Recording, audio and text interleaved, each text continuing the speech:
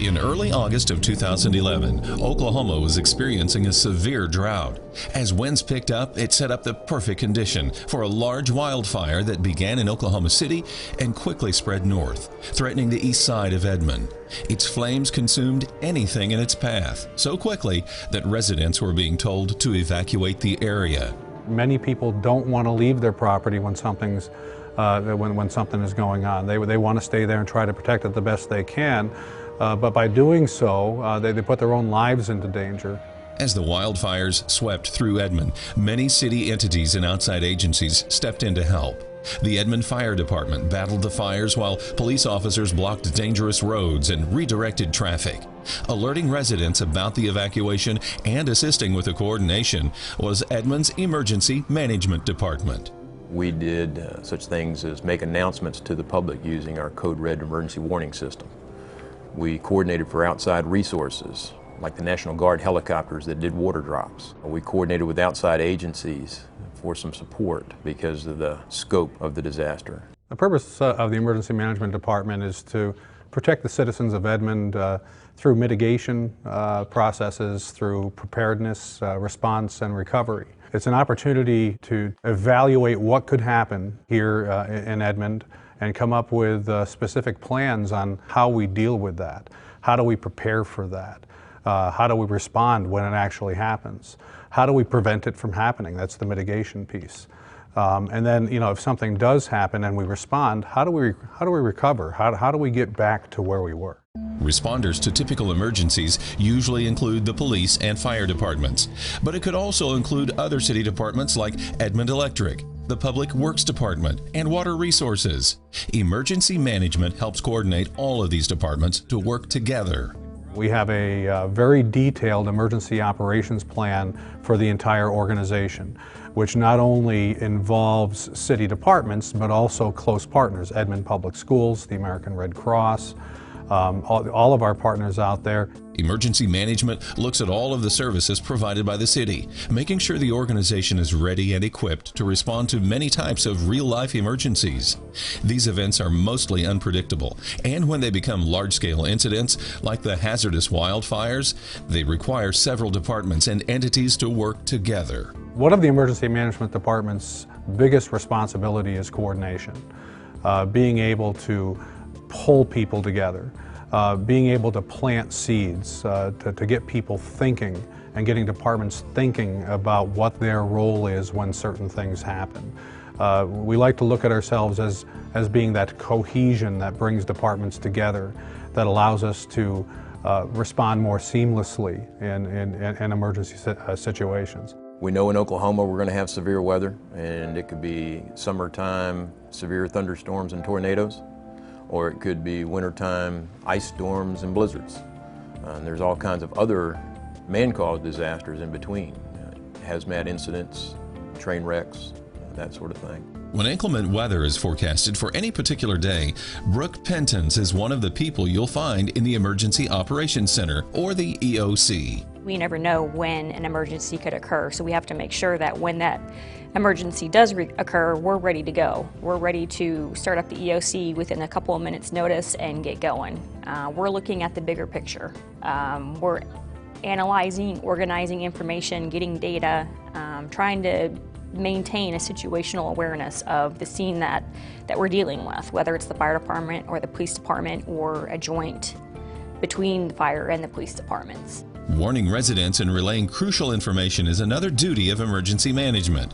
There are several ways this is accomplished. A lot of times the media will contact us to to ask us how we're preparing for that, and for us to offer up tips to citizens as to what they can do to better prepare. The city may also utilize the Code Red service, a voice notification system that calls residents. Those signed up for this service can also receive notifications via text messages and even emails. Although it is not used for weather emergencies, it is used to alert residents about man-made disasters like a train wreck or a chemical spill, or even a missing persons alert.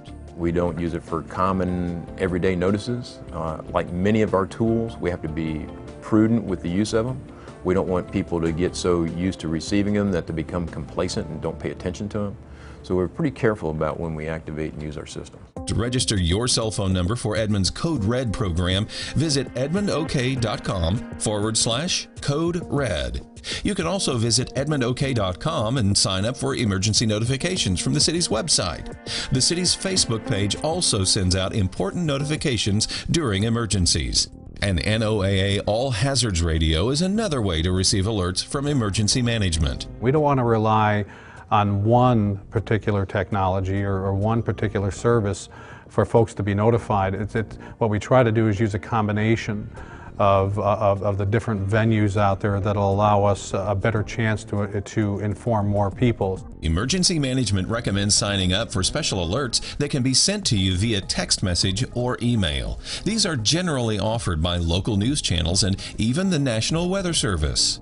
After a destructive event takes place, emergency management has another important responsibility. Part of our job is to go out and evaluate all of the damage and the severity of that damage and put a dollar figure on that, provide that through the federal system so that ultimately becomes a presidential disaster. And then when that occurs, we're then eligible for funding to help folks and businesses and the citizens get back on their feet. Helping residents better prepare for significant storm events is another goal of emergency management.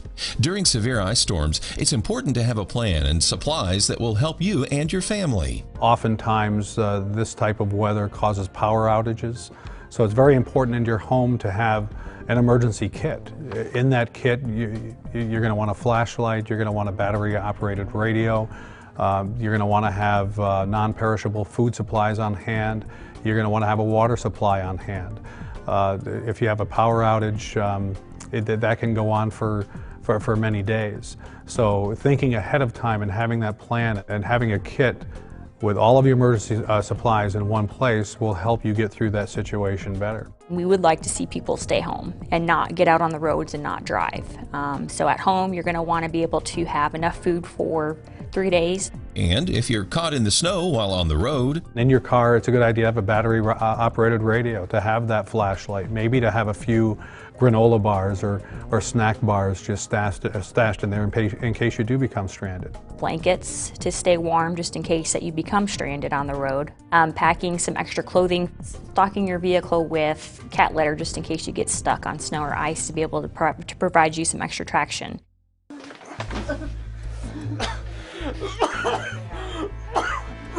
On a cold, rainy morning in January, several students enter the UCO Wellness Center, sick and getting worse by the minute. What's going on? I feel nauseous. My stomach hurts. I threw up a few times. The students are actors, just part of a full-scale exercise to see how different city and college departments react to a large and very feasible emergency. We want to make sure that the things that we're doing are being done well, or if there's things we need to improve or gaps, some improvement that needs to be done, equipment changes, operating procedure changes, emergency operations plan changes, that sort of thing, we can address it. The responders are going to respond with lights and sirens, and they're going to find victims. There are students from UCO that are going to role play or act as victims, and they're going to do the things that they're trained and equipped to do. These types of exercises take several months of planning, but the lessons learned help all participants for those rare moments when something like it really takes place. As more and more departments have to come together to respond, we find there may be issues. In the past, during after-action reviews, we found that one agency couldn't talk on the radio to another agency, but yet they had to respond to the same incident. Coordination was lacking. We have found that equipment that was supposed to work together didn't work together. And unless you have somebody paying attention at the upper operational and strategic level and making sure that integration, that coordination is planned for and executed, then you can have some real issues. If somebody did something innovative and it worked, we want to capture that and make sure that it's done again in the future because it worked. If there are gaps in procedures, gaps in equipment, gaps in organizational structure, we want to address that too, either in our emergency operations plan or our standard operating procedures or our checklists. So it's a chance for us to assess just how prepared we actually are. Dangerous weather is probably Oklahoma's main large-scale threat. The one thing about Oklahomans is that they're very weather aware. They know about tornadoes, they know about severe weather as it comes through and what it can do.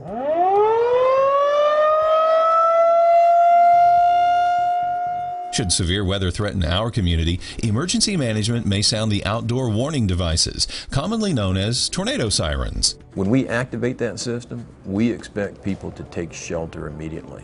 Our system's not activated to tell people to turn on the television. We activate our system, we have determined there's an imminent threat to the city of Edmond, and we want people to take shelter. And then get smarter. If you have a portable TV or a radio in your shelter, your safe room, your protection area, go to that area, then turn on the TV, turn on the radio, and try to figure out what's going on, what the threat is, where it is, how soon it may hit, and that sort of thing.